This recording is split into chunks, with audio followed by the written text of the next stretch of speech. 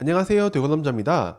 날씨가 조금 더 선선해지면서 러닝이라는 운동에 대한 수요가 점점 늘어나고 있습니다.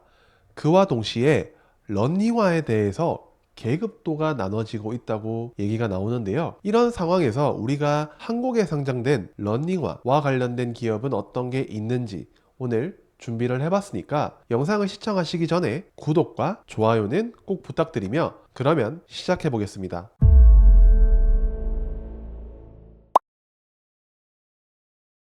런닝의 시대는 러닝화와 가장 관련도가 높다고 생각을 합니다.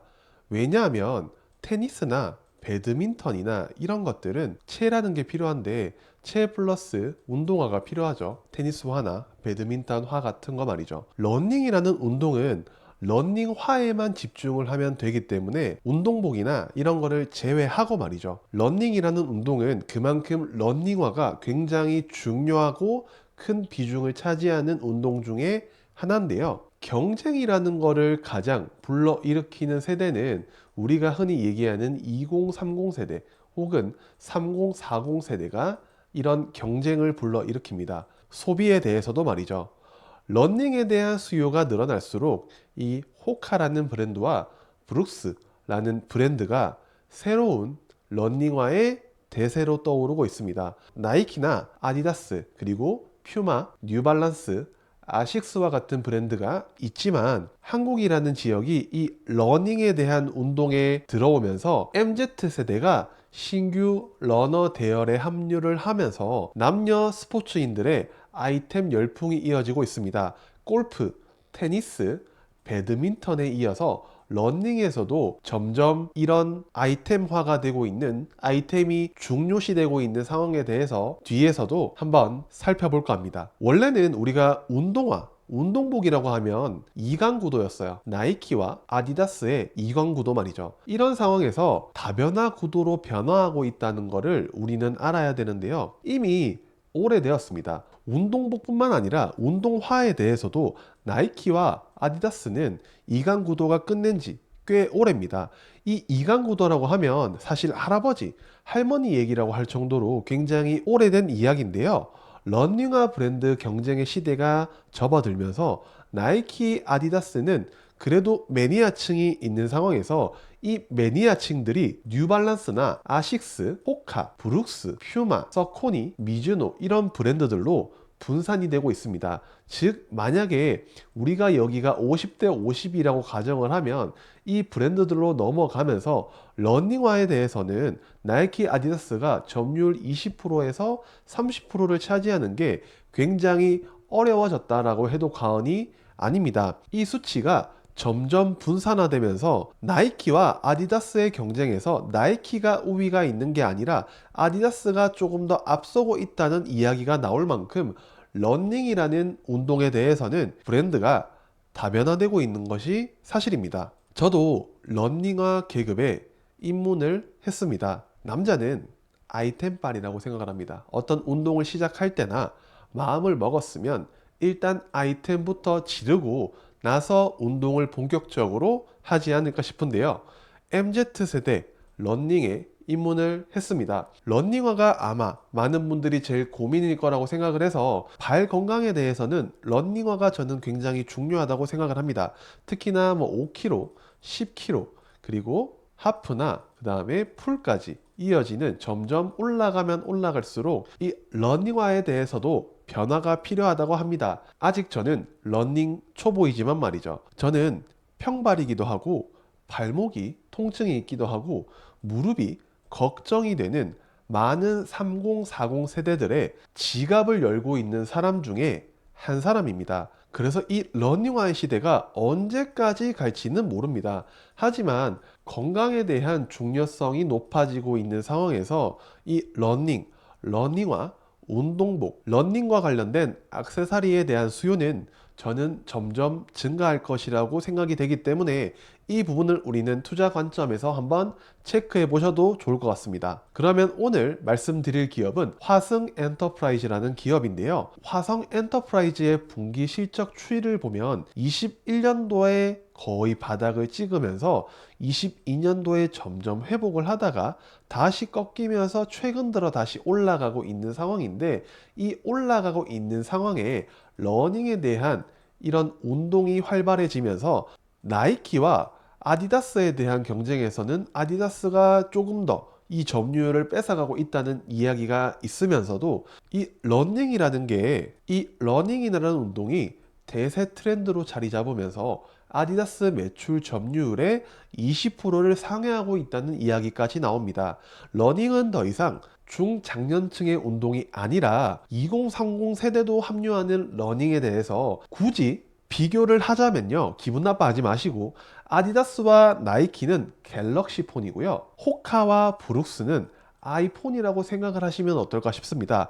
그만큼 기존에 있던 흔한 브랜드 말고 이 뉴라는 것을 찾아다니는 2030, 그 다음 3040 세대에 대해서 이 호카나 브룩스와 같은 이런 브랜드들에 대한 인지도도 상승하고 있다는 점, 이게 다변화되면 다변화될수록 시장의 성장이 같이 성장이 되면서 나이키나 아디다스나 다른 브랜드들도 같이 상승을 할 수 있지 않을까 싶습니다. 그래서 제가 드리고 싶은 말씀은 화승 엔터프라이즈라는 기업을 말씀을 드릴 때 이 기업이 아디다스의 신발 ODM 제조사이기도 합니다.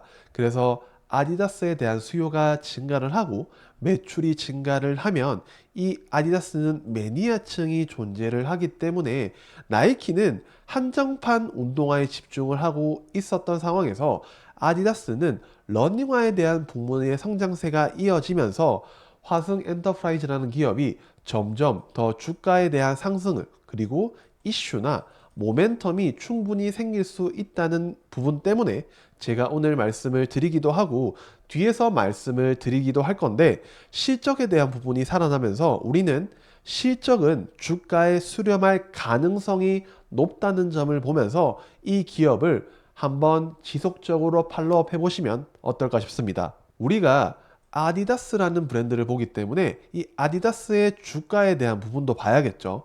2022년 1월 기준으로 해서 현재까지 약 2배에서 3배에 가까운 주가 상승을 보여준 반면에 이 화승 엔터프라이즈라는 기업은 거의 반토막의 상황에 이르고 있습니다. 그렇다면 우리가 아디다스의 주가 상승이 이렇게 우상향으로 올라온다는 점을 본다면, 넥스트 이 아디다스의 신발을 제조하는 ODM 제조사는 과연 어떠한 방향성을 가지게 될지에 대해서도 우리는 체크해 볼 필요성이 있다고 한번 말씀을 드려보면서, 그러면 재무제표를 볼 건데요. 재무를 보면 실적에 대한 부분을 안 볼 수가 없습니다. 실제로 2021년에서 2022년은 영업이익이 7배 가까운 상승을 했고요. 하지만 22년에서 23년도 사이는 거의 반의 반토막이 났습니다.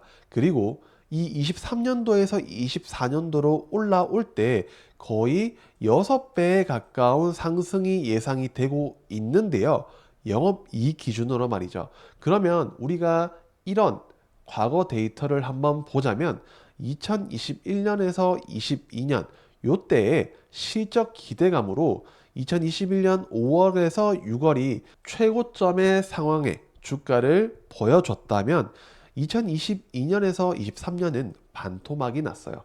그리고 23년에서 24년 현재는 횡보를 하고 있는데요. 그러면 2024년에서 2025년은 어떠한 결과가 나올지를 체크를 해보자고요. 우리가 21년에서 22년 실적 기대감으로 이런 부분을 기대를 했다면 23년도에서 24년, 24년도에서 25년은 충분히 긍정적인 부분을 생각해 볼 수 있지 않을까 싶은데요. 그러면 일봉상으로 차트를 한번 보자고요. 저는 화성 엔터프라이즈가 차트를 만들고 있다는 생각을 하는데요. 박스권을 돌파를 했고요. 여기 돌파를 했고, 코스피 코스닥은 박스피인데 이 기업이 이렇게 돌파를 한다는 것은 시장의 주도 섹터가 될 수 있고 이슈가 붙고 있는 가능성이 있다고 생각을 해봐야 되는데 그래도 우리가 조금 더 진지하고 세밀하고 디테일하게 보자면 이 거래 대금, 시장의 관심도를 안 볼 수가 없습니다. 그래서 거래 대금을 꼭 체크를 해봐야 되는데 아직까지 너무 미미합니다.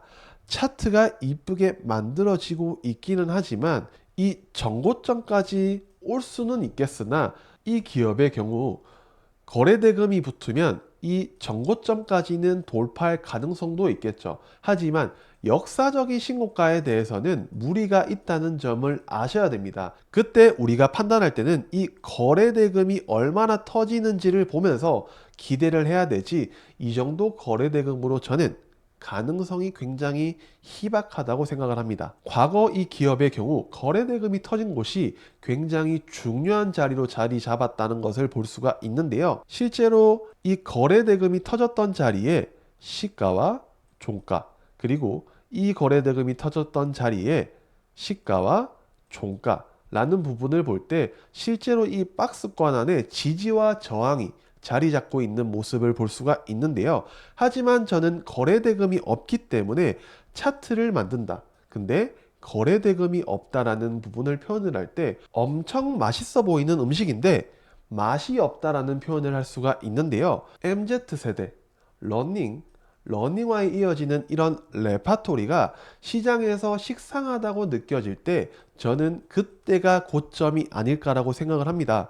아직 우리가 고점과 저점을 맞추는 것은 신의 영역입니다. 그 중에서 최근에 러닝에 대한 트렌드가 오면서 러닝화에 대한 관심도가 높아진 것은 사실입니다. 그 중에서 아디다스의 ODM 제조업체인 화승 엔터프라이즈가 실적에 대한 기대감도 있고 차트를 일봉상 이렇게 긍정적으로 만들어 간다는 점에 대해서 우리가 그래도 팔로업 해볼 만한 자리가 아닐까라는 생각을 해보고요. 저는 매매에 대한 추천을 드리는 게 아니라 이런 레파토리로 재무제표를 보고 차트까지 보면서 공부를 한다는 공부의 관점에서 말씀을 드리는 것이기 때문에 오해가 없으셨으면 좋겠고요. 제가 최근에 시작한 러닝에 대해서 주제를 다뤄보면서 영상을 제작을 해봤습니다. 오늘도 영상을 시청해 주셔서 정말 감사하고요. 그러면 저는 다음 영상에서 뵙도록 하겠습니다. 안녕.